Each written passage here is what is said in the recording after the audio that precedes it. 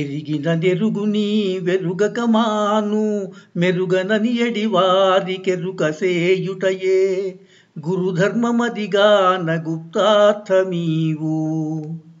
ఎరుగానని వేడినందుకు తేటగా దాని నెరుగా చెప్పిది నింతకు ఎరిగితే పూను నీ వెరుగాకున్నాను మాను ఎరుకాకే ఎరుక లేదు ఏదిందు మాకు దోషము. ఎరుగానని వేడినందుకు తేటగా దాని నెరుగా చెప్పిది నింతకు. జై నిజ గురుభ్యో నమః. జై అమలాంబ సమేత అనుభవానంద రాజయోగేంద్ర ప్రభుస్వాముల వారి దివ్య చరణార విందములకు ద్వాదశి వందనములు సమర్పించుకొనుచు శ్రీ గురు బాలరామస్వాముల వారిచే విరచితమైన ఆవరణ విక్షేప రూప శక్తిద్వయ నిరాసకంపైన శుద్ధ నిగుణ సత్వది పదార్థ దరువుల యందు ఈరోజు మనం 41వ ద్విపదార్థం. ఈ ద్విపదార్థముతో అచల బోధ అవగాహనను సంపూర్తి గావిస్తూ ఉన్నారు గురుదేవులు. ఈ ద్విపదార్థంలో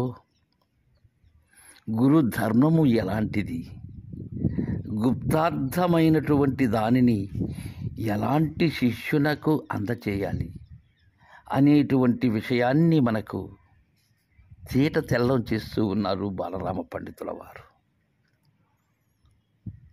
ఎందుకంటే ఉన్న విషయాన్ని ఉన్నది ఉన్నట్లుగా తెలియజేసేటువంటి వారు ఈ అవనీ స్థలిలో నిజగురు సార్వభౌములు తప్ప, అది శివరామ దీక్షిత పారంపర్యులు తప్ప వేరొకరు లేరు, కానరారు, ఉండరు.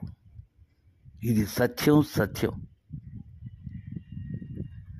ఎలాంటి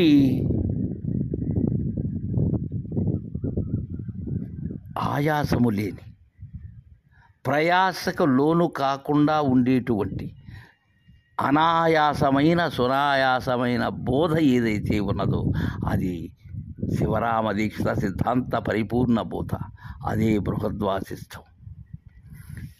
ఇక్కడ ఏమంటున్నారంటే అవగాహనలో చివరిగా, నాయన శిష్య, ఎరిగిన నెరుగు నీ వెరుగక మాను మెరుగొననేడి వారికెరుగజేయుటయే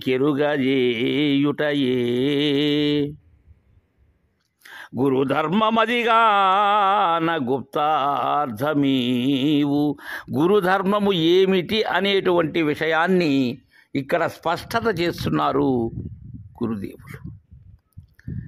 నాకు తెలియదు, నాకు తెలియని విషయాన్ని మీరు తెలియచేయండి, నాలో ఉన్న సంశయాన్ని రహితం చేయండి, నా భ్రాంతిని కడద్రోయండి, భ్రాంతి రహిత స్థితికి నన్ను చేర్చండి అని ఎవరైతే శరణాగతుడై తన దరి చేరుతారో అలాంటి వారికి తన యొక్క గురుదేవుని ద్వారా గురువునకు తను మన ధనములు అర్పించి తాను పొందిన పరిపూర్ణ బోధ ఏదైతే ఉన్నదో దానిని ఆ శిష్యుడు దీనికి యోగ్యుడని తెలిసి వారికి మెరుగననియడి వారికెరుగజేయుటయే.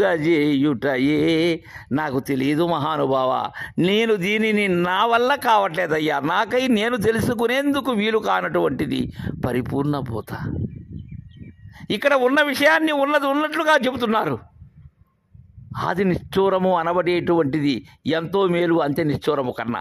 అందుకే అన్నారు, ఎరిగిన నెరుగు నీ వెరుగక మాను. ఎరిగితే ఎరుగు, ఎరగకపోతే మానుకో, నాకేమి. కానీ నా గురు ధర్మాన్ని మద్గురుదేవుల యొక్క ఆనతి మేర ఆయన ద్వారా పొందినది ఏదైతే ఉన్నదో ఆయన అనుజ్ఞతో నేను పొందిన పూర్ణ బోధ అధికారిని అయ్యాను కాబట్టి నీకు తెలియజేస్తున్నాను. అది గురుధర్మం. ఎరుగనని ఎవరైతే అంటారో వారికి ఎరుగజేయుటయే గురుధర్మము. అది కాన గుప్తార్థమీవు. ఇది గుప్తార్థం. గుప్తము అంటే ఏంటంటే దాతబడినది. ఎక్కడ దాతబడి ఉన్నది ఇది గురువు మరుగై ఉన్నది.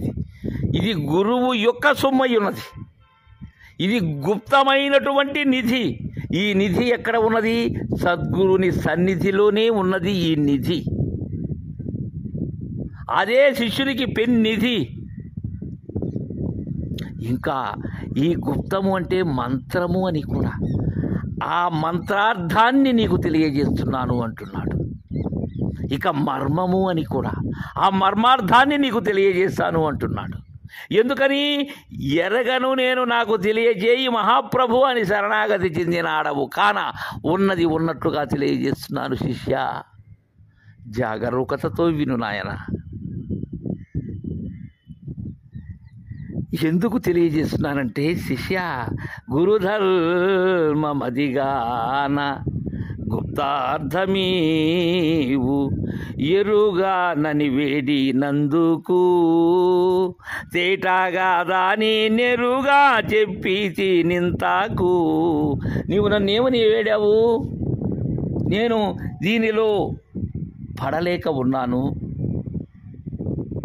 ఈ ఘోరమైనటువంటి ఈ భవ బాధ ఏదైతే ఉన్నదో, ఈ సంసార భ్రాంతిని దాటించేటువంటి మార్గం, ఇది లేకుండా చేసేటువంటి మార్గం నేను ఎరుగను, నేను ఏమీ తెలియనటువంటి వాడను అనేటువంటి విషయాన్ని నిర్భీతితో నిర్భయంగా చెప్పావు కాన నీకు అభయప్రదానం చేస్తూ ఉన్నాను శిష్య.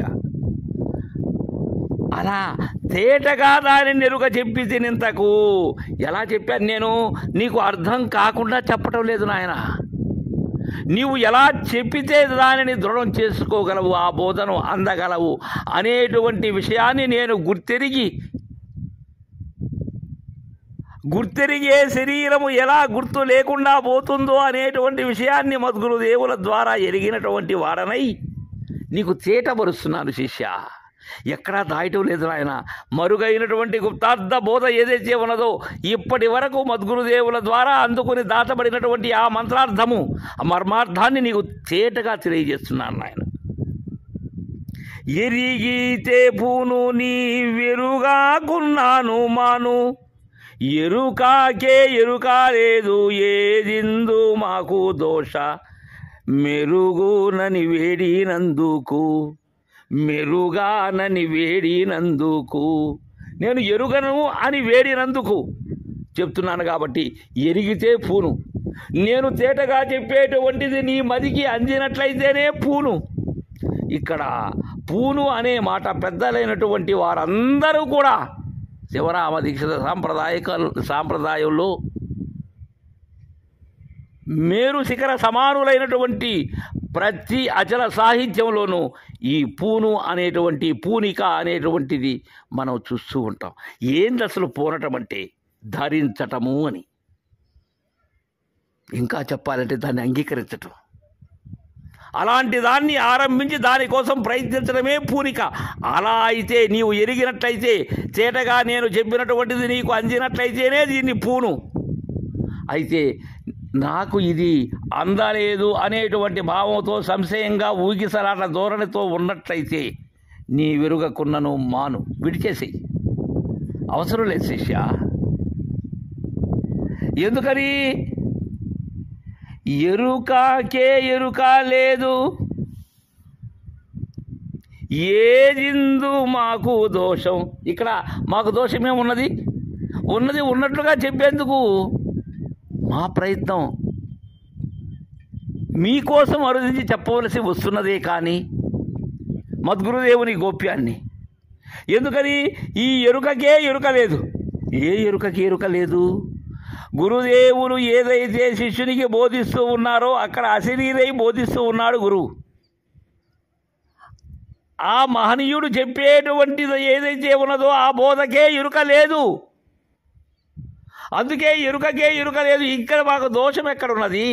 ఎరుకకు ఎరుక ఉన్నట్లయితే దోషం, ఎరుకకే ఎరుక లేనప్పుడు దోషం ఎలా ఉంటుంది?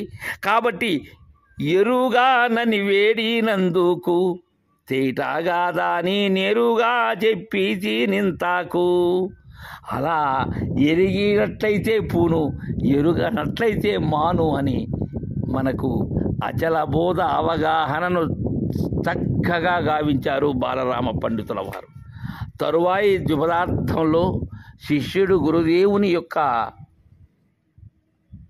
ఆ మహనీయుని శరణాగతి నొంది ఏమని విన్నవించుకుంటున్నాడో మనం ముచ్చరించుకుందాం. జై గురుదేవా.